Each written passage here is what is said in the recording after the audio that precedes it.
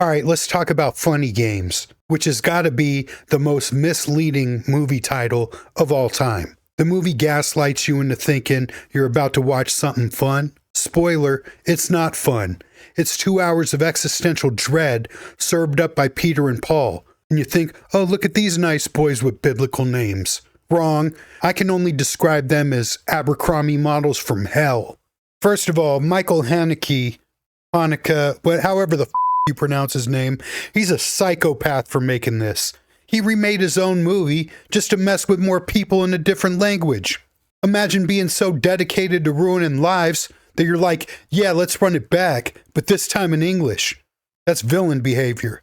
The plot? This rich family goes to their lake house for some relaxation. Sounds good, right? Wrong. These two dudes show up in white gloves, looking like failed magicians. I'm certain that you can help us figure out this misunderstanding. George, please. Dad, I can't. Just go, please. Hey. And just start casually terrorizing this family. One of the guys, that's that dude from Boardwalk Empire, and Tommy Gnosis from Hedwig, whatever the his name is. Good for him. And this movie's not a traditional horror. It's like this meta, dark comedy that's also like a psychological beatdown. They're polite, they're calm, and completely unhinged. 1 minute they're asking for eggs. Mrs. Thompson sent me. She's cooking and she ran out of eggs and asked if you could help her out. Of course. How many does she need? 4. The next minute they're breaking legs. Right now. Mr. Farber. What? Is it broken? It's like the worst Airbnb experience you could imagine. And what's messed up is how the movie plays with you. Haneke doesn't like you as a spectator. He makes you complicit. There's a scene where one of the killers literally looks at the camera and smirks like he knows you're watching and enjoying this nightmare. And the characters are basically making a mockery of the whole thing. Like they know that they're acting and they're showing you that they're acting. I mean, what do you think? You think they stand a chance? You're on their side, aren't you? Who are you betting on? It's got like every trope in the world. The other guy, Peter, he's got this soft, clueless vibe. Like he's a guy pretending to be dumb to get out of trouble. They're just playing on every stereotype in a horror movie. You got this cunning and witty killer with his dumbass friend who's just along for the ride, but he's bout it, you know? Everyone needs a friend like that. I had a couple of them people, dumb motherfuckers, but they would get down. And you know what's absolutely insane? They killed the son first. The fucking kid. Let's talk about that for a second. Killing the kid is the ultimate no going back move. Most movies, they keep the kids off limits. Even in horror, you know the dog's getting it before the kid. But Haneke, whatever, he's like, nah, I'm making you sit with this. Peter and Paul just don't cross the line. They sprint past it, set up camp, and roast marshmallows over the wreckage of your expectations.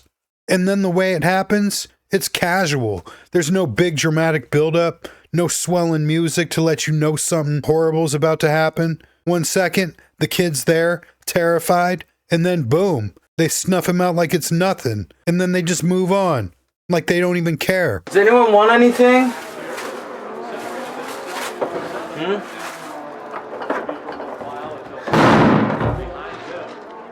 And what pisses me off the most is the dad. He's a pussy.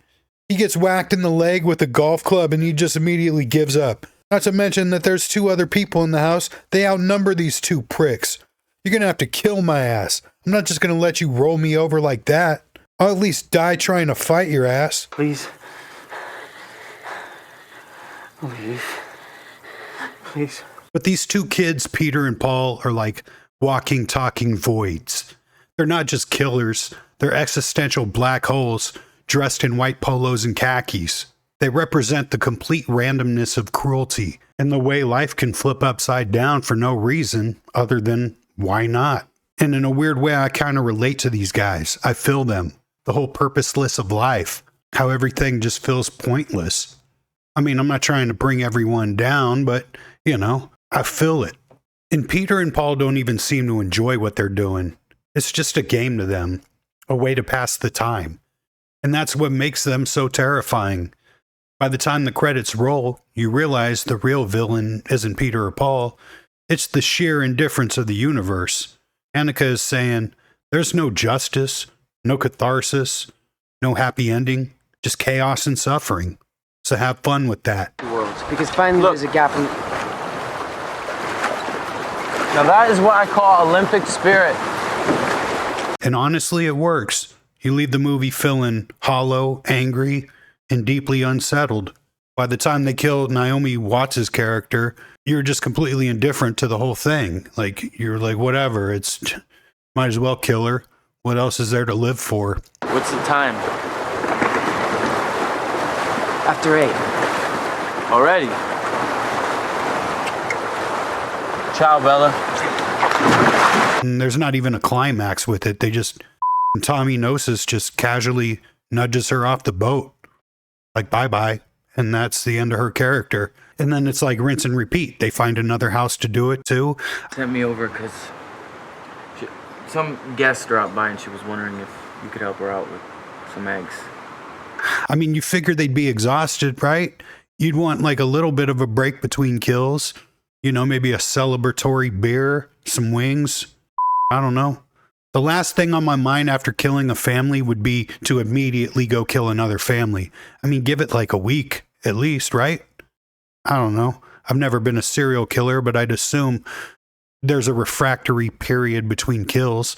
Like if I bang a chick, I'm not going to immediately want to bang another chick 20 minutes later.